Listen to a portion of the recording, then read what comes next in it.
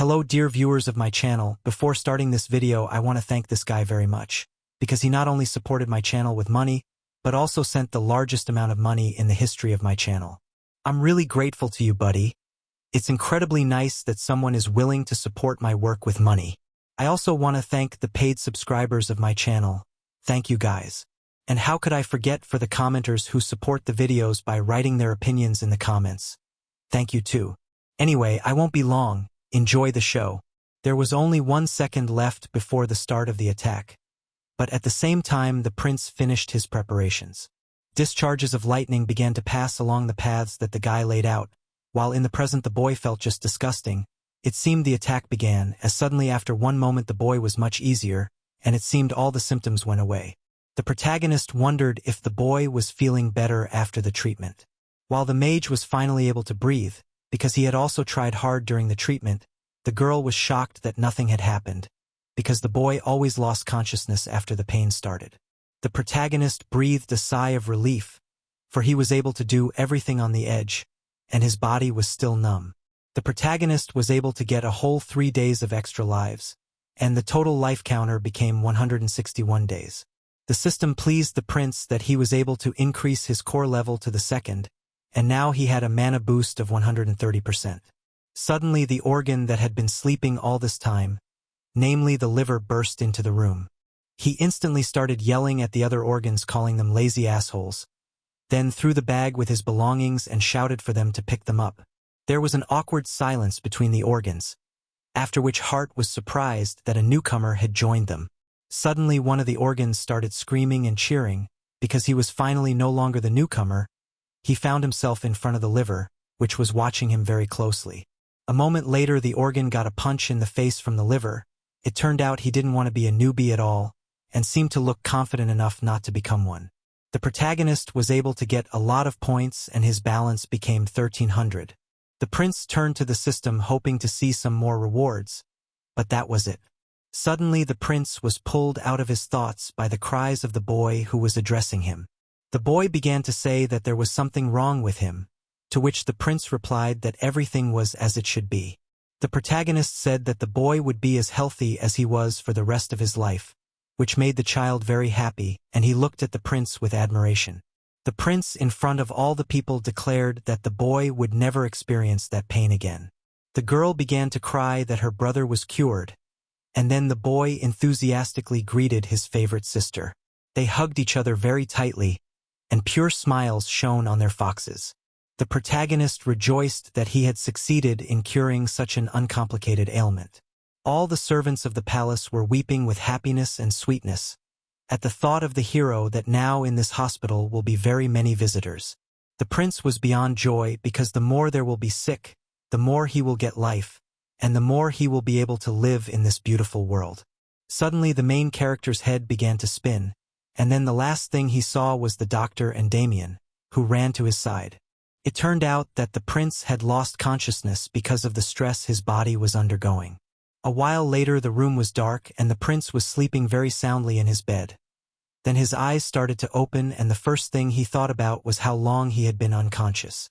The doctor was glad that the prince was finally awake, and the protagonist was surprised that the guys were watching him sleep together, assuming they had no business doing such nonsense. The doctor grimaced and said that he was really tired of watching the protagonist sleep, then burst into tears, shouting that he kept praying fervently for the protagonist's health as he watched the prince sleep.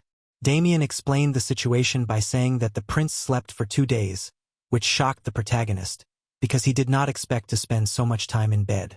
Suddenly the magician turned to the guy and began to slowly approach, then with a very blank expression filled with despair. He said that how he would explain to the emperor that the prince spent 2 whole days in bed because of his magic. The protagonist immediately inquired about the boy's well-being, and the boy jumped out from under the man's back and declared that he was perfectly fine. The boy was very much overjoyed, while the prince didn't understand what the boy was doing in this place. The doctor listened as the boy told him that he had been pestering him until he was allowed to enter. Then the boy confessed that he had done it all just to give one thing away, then held out a pendant with a wooden heart. The protagonist was amazed that the boy could do something like that in such a short time. The prince thought that it was unnecessary, because in fact he had saved the boy only for the reason of increasing his own life. Suddenly Rahel was pulled from his thoughts by the words of the boy, who confessed that from now on he dreamed of becoming a great man who would help others like the protagonist. Such words seemed to touch the prince to the depths of his soul, after which he grasped the pendant and said that it was made just fine.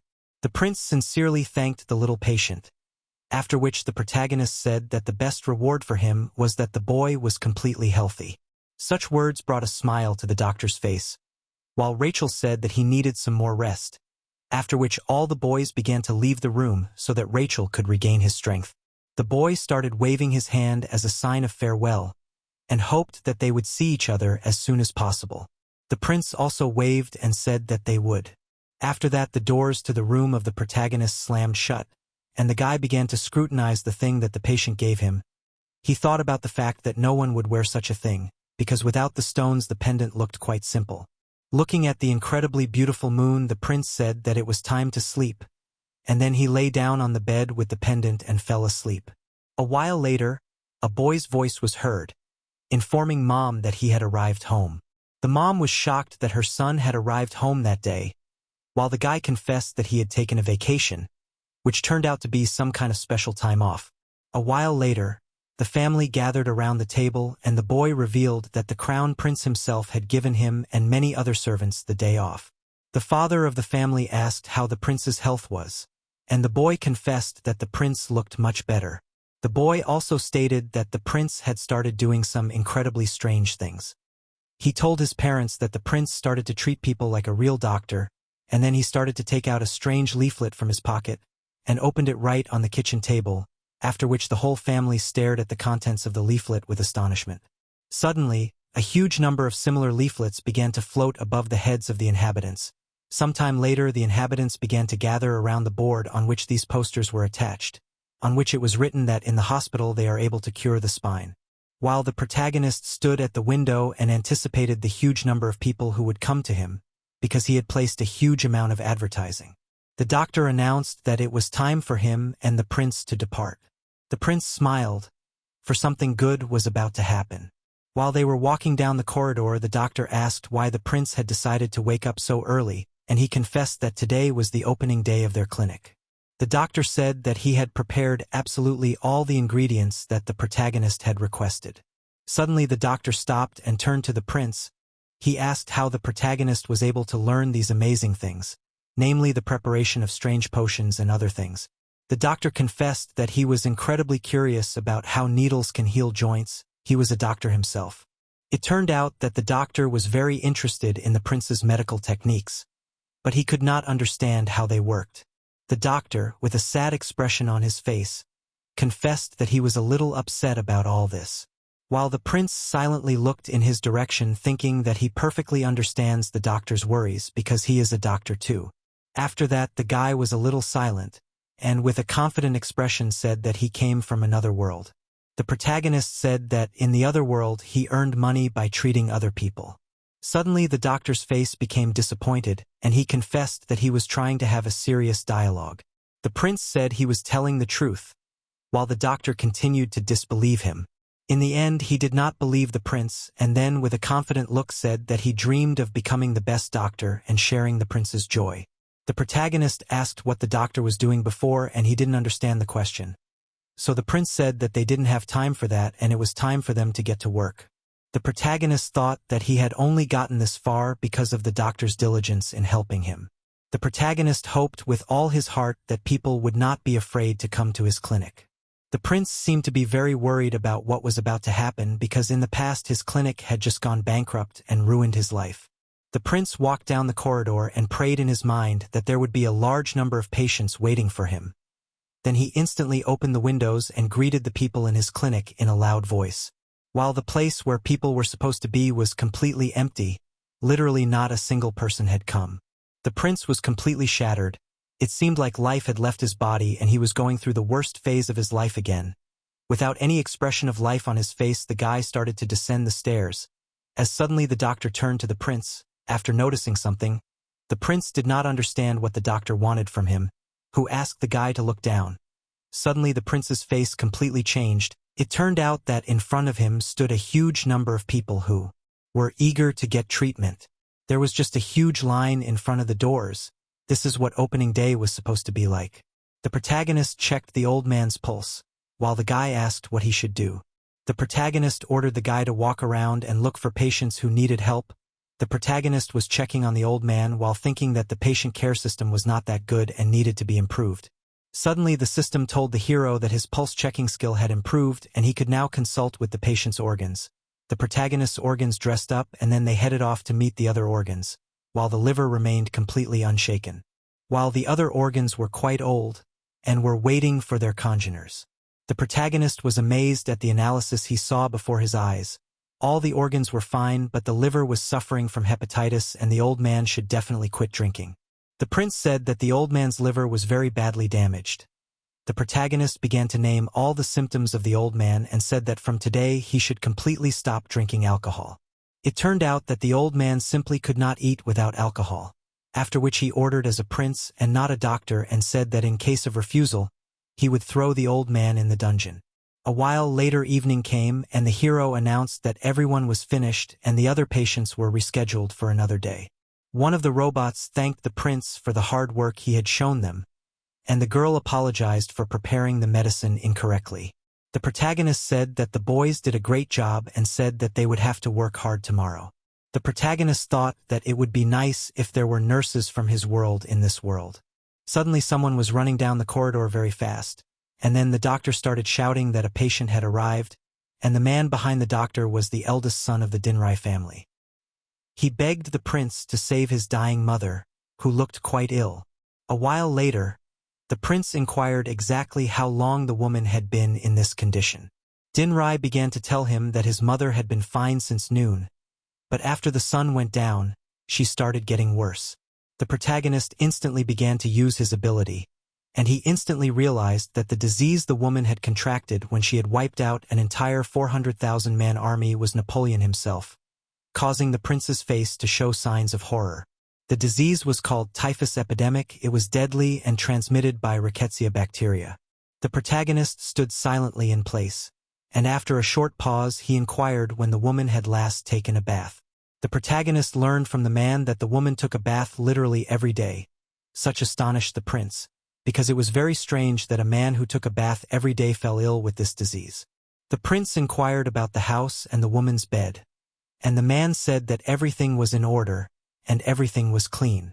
Suddenly the man remembered a detail.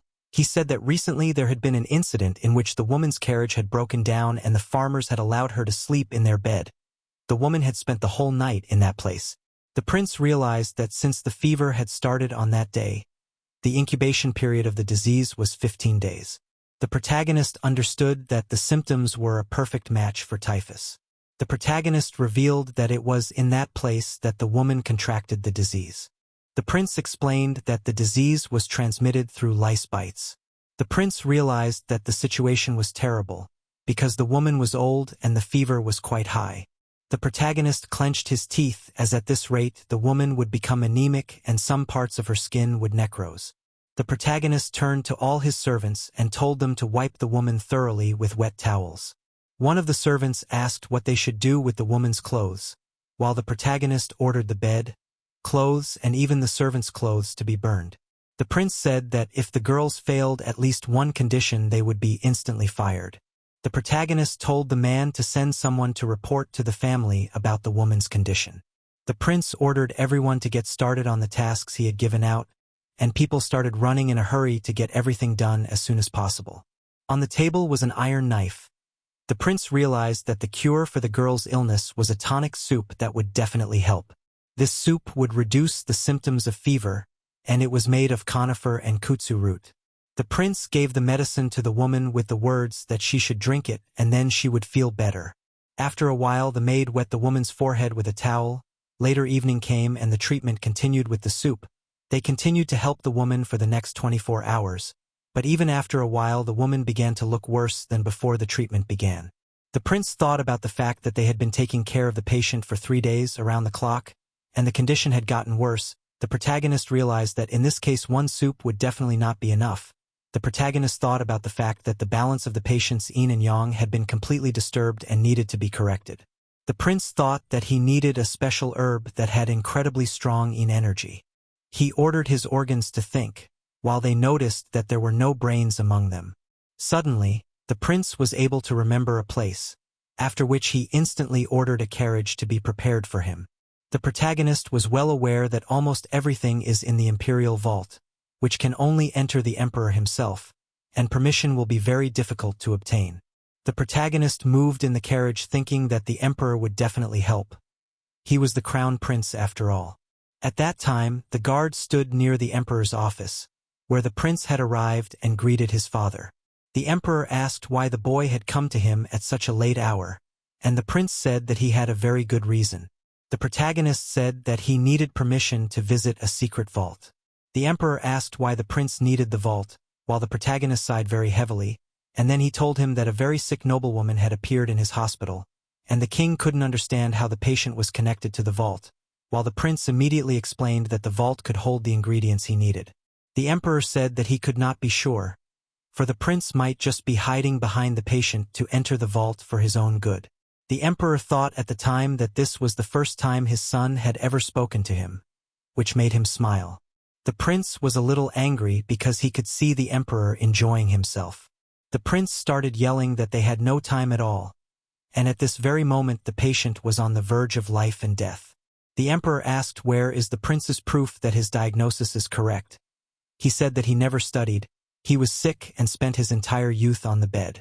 The emperor stated that he was not sure if the prince was competent in this matter. The protagonist understood perfectly well that the emperor was going to test him, and then he asked if his arguments were true, and the emperor said with a smile on his face that this was the case. The emperor asked to diagnose the knight commander who had recently fallen ill. A short while later, the prince held the man's hand while the emperor watched closely. The emperor was well aware that the prince would not be able to cope because only 3 people knew about the man's illness, including himself. At that time, the prince turned to the commander and announced that he was suffering from baldness, which instantly shocked both the emperor and the man himself. For a while there was an awkward pause between them.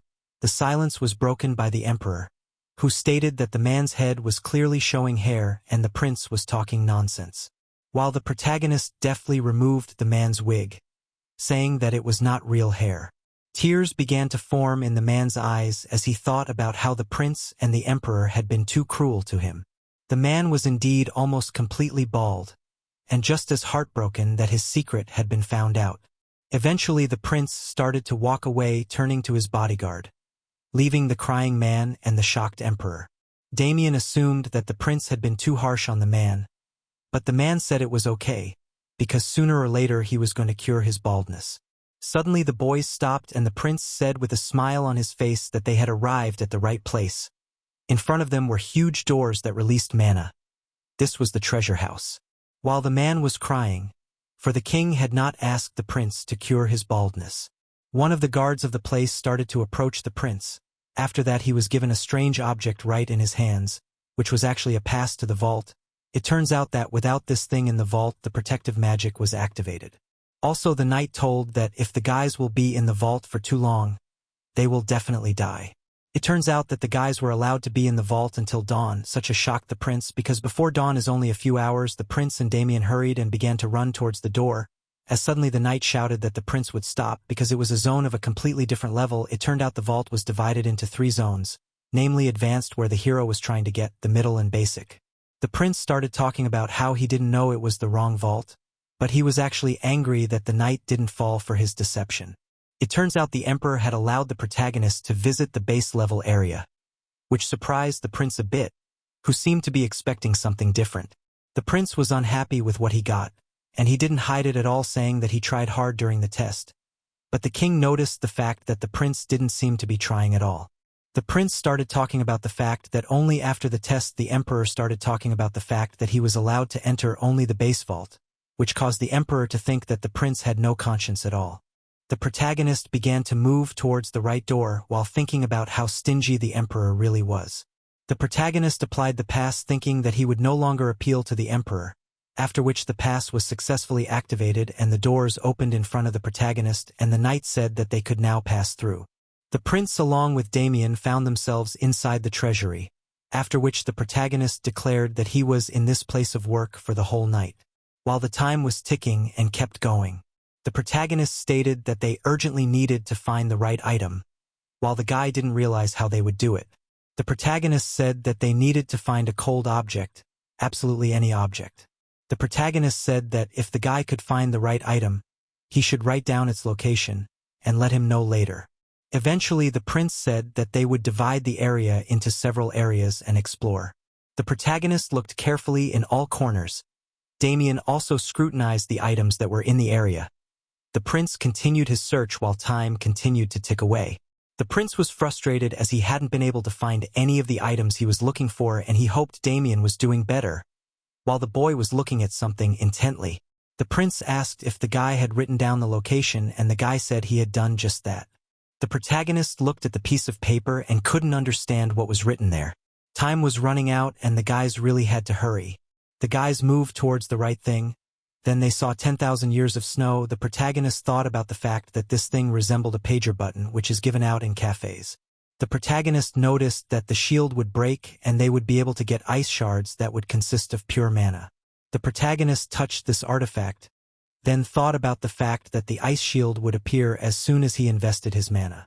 The guy started to fill the artifact with his magic, after which the artifact started to glow brightly. The artifact started to hum very loudly, which made the prince think that not much mana was needed. The protagonist tried to do it again, but slower. It seemed to him that it was similar to the way he used to adjust the temperature of the shower in his past life. The prince continued to put his mana into the artifact, and suddenly he succeeded, and a frost shield appeared in front of him. The protagonist was amazed that the shield was really huge, but it also had almost no weight. The prince rejoiced that now he would be able to cure the woman with the help of the cold. The protagonist stated that he would need Daman's help again, but he didn't understand his lord's thoughts at all. The protagonist stated that he would explain all the details later. A while later, the knight saw a man in front of him. It was Daman, who looked so, and the knight assumed that they had chosen a sword, which the guy kept on his belt. While the prince who had docked it, Daman, jumped out and started to declare that he was completely disappointed in Daman. The protagonist himself was fully dressed in a huge amount of artifacts, and the knight asked the guy to also take off everything he was wearing. At that time in the palace, the morning began to come. Suddenly the doctor began to wake up and heard strange noises outside the window. He began to look out the window and saw the prince, who was standing next to Daman. The doctor seemed pleased that the prince was traveling with Daman. The doctor thought the guy was doing a great job protecting the protagonist. The doctor was incredibly happy that the prince had found such a good friend. He was beginning to think that he could definitely start to trust Daman a little. The sun started to rise from under the mountains, while the prince activated his shield and Daman started to draw his blade. Then the guy jumped up from his seat, and with all his might struck his sword right on the shield that the prince had created. The dishes instantly began to fall, and the doctor screamed in horror that Daman, whom he had mentally praised a moment ago, had turned out to be the real traitor. A few minutes ago, the prince had asked Daman to listen carefully to what he was going to tell him. The boy thought that the prince had a really pure heart to sincerely help the patients, and also thought that he would be happy to help in any way he could. With a smile on his face, the protagonist asked his subordinate with all his might to strike him with his sword. This instantly broke Daman's mind, as only a true madman could ask for such a thing. The hero explained that the guy would have to strike until his shield broke. Daman's respect for the protagonist instantly dropped, and it was at that moment that the doctor woke up, hearing voices outside. Daman assumed that the prince wanted to make him look like a traitor and kill him, but the hero explained that they needed the shield to save the patient. The prince started claiming that it would end up helping both him and the prince himself, which didn't explain anything at all to the guy. The protagonist asked if the guy had seen the description of the artifact, but he still didn't understand what he was talking about, so Daman said that the prince could just put the artifact on the ground, and the prince explained that it wouldn't work that way and activated the shield. He explained that for the shield to work, he had to keep pouring magic into it, and Daman suggested that he needed to break the shield and not hurt the prince. That's what the prince wanted from his subordinate. Daman began to explain that such a thing could be considered treason and he simply could not do it, and then stated that he could only do such a thing if he was paid well. The guy stated that he wanted to get bonuses for every hit he made, The prince was surprised that the guy planned to get money for hitting his master. The guy then put his hand on his chest and then stated that he considered the prince a benefactor and respected him a lot for helping other people without fail, but this was a job that he had to get paid for. While the prince looked closely at the guy, the protagonist was well aware of Damien's misfortunes in life. He believed that it wasn't all due to lack of money, and even in the novel itself he was surprisingly poor. The protagonist started smiling. While the doctor was approaching the guys, the protagonist started talking about how shameless the guy was. Then the sun started to rise in the sky and the protagonist activated his shield, promising to pay Damien for every strike he made. Then the guy started pulling out his sword, hoping that the money from the prince would come in time. Damien struck the shield incredibly hard, while the dishes flew into the sky, and the doctor screamed in horror that Damien was the real traitor. The doctor instantly began to lose consciousness from the stress he had just experienced, while the shield was able to withstand Damien's attack with ease. The boy was about to try again, putting even more force into the blow, while the prince grimaced his face, expecting to receive another incredibly weighty blow. Damien was surprised that the prince was acting this way because he hadn't even swung yet, and then the guy threw another hard punch right at the shield. He ended up throwing a huge series of punches aimed at the shield, but the shield was still completely unharmed, while the guy assumed he needed to hit even harder to the prince's cries that he was just trying to get more money by throwing more punches. The guy finally decided to be as serious as possible and hit with all his might, and in an instant he struck incredibly hard with his sword, causing the shield to crack at the point of contact with the sword, and then the shield shattered into a huge number of small pieces, which instantly brought a smile to the prince's face. The prince was overjoyed that Damien was able to handle the shield. Then the prince turned around and said that they had to collect all the fragments, but suddenly they saw the doctor sleeping on the floor. The protagonist had gathered the ingredients for the usual tonic soup and was standing over a pot of boiling medicine. The prince then decided to add the shield fragment, and as a result the protagonist was able to improve the effectiveness of the medicine. The heart offered the protagonist to test the effects of the potion, and he instantly agreed to see what it could do. The ability gave a detailed description of what the potion did, which made the prince happy because now he didn't have to personally try the medicine. The prince was sure that now he would be able to save the woman, so he and his knight went to the room of the patient. The man rejoiced when he saw the protagonist. Then the prince asked about the woman's condition, and it turned out that she was still lying in bed. The prince realized that the woman's energy level had dropped even lower, and he could only hope for his new medicine. The main character then took a small portion of the medicine into a spoon and began to pour the contents into the girl's mouth a little at a time. Later, the main held a reception with other patients and sometime later closely monitored the condition of the patient. Eventually he continued to brew the medicine, and just 10 days later all the servants just came to the delight. They could not believe that their prince himself created the medicine and personally sings them to the patient, while the doctor thought that he always believed in the prince and never doubted him. Everyone was just delighted with the main character, who at the same moment looked just disgusting, like a real demon. It turns out that the protagonist was completely exhausted. His physical condition was not the best. Suddenly, the system reported that because the prince was admired by others, the effectiveness of the healing fee skill increased by 50%. As a result, the protagonist was able to get 8 days of life, which instantly brought a smile to his face. Now the prince realized that if people around him will admire him, he can easily get a lot more life. The carriage was moving on the ground while the sun was setting over the horizon. The protagonist was inside the carriage with other people, and thought that even though he was able to handle the situation this time, running the clinic alone was becoming more and more difficult. The protagonist realized that he needed professional nurses. Sometime later the carriage stopped and people started to come out of it. The woman began to thank the protagonist for not only curing her illness, but also bringing her home. The prince thought about the fact that he had already received excellent bonuses from the system, and now his number of points was 1500. The protagonist declared that there was no need to thank him, because it was simply enough for him that the woman was healthy. This touched everyone who heard these words, and they could not hold back their tears, after which she tried to say goodbye as suddenly she was stopped by the prince, and then said that he wanted to talk to them seriously. The man was surprised that the prince wanted to discuss something with him, and then he went to the prince's carriage. He didn't understand why they needed to sit and talk like that, and he said that they really needed to do it. The weather was beautiful outside. While the man started to knead his shoulder, he couldn't understand why the prince was silent, while the protagonist sighed heavily and started to massage his shoulder, complaining about being tired. The protagonist began to wiggle and hinted that when he was treating the girl, He was very tired because he hadn't slept much. The man seemed to understand such obvious hints and then began to talk about how he thought about how to repay the prince, and the hero said that he does not take money for treatment.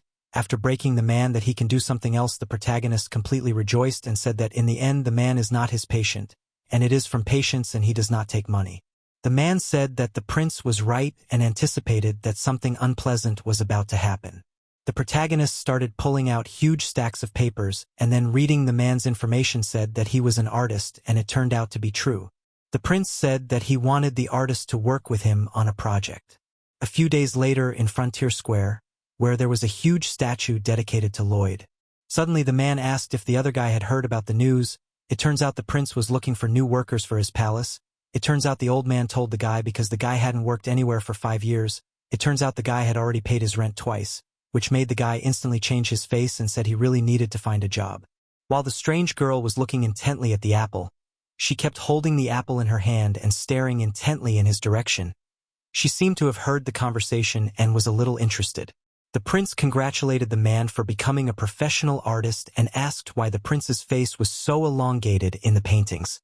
It turns out that one of the paintings depicted the prince in a strange appearance, and in another painting called Life in Threes, the guys looked strange.